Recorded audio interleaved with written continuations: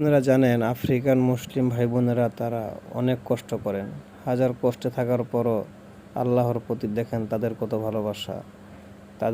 তারা একটি মসজিদ নির্মাণ করে তারা এখানে নামাজ আদায় করতেছেন। তাদের কাছে এত টাকা পয়সা নেই যে তারা ইট বালু সিমেন্ট দিয়ে মসজিদ বানিয়ে তারা নামাজ আদায় করবেন, তাই তারা এই খড়কুটা দিয়ে মসজিদ বানিয়ে তারা এখানে নামাজ আদায় করেন।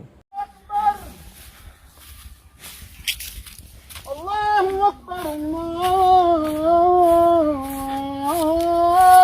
أكبر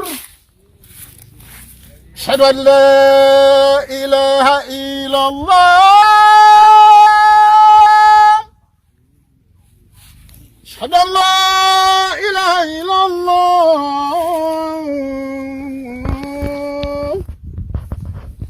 أشهد أن محمد رسول الله أشهد أن محمدا رسول الله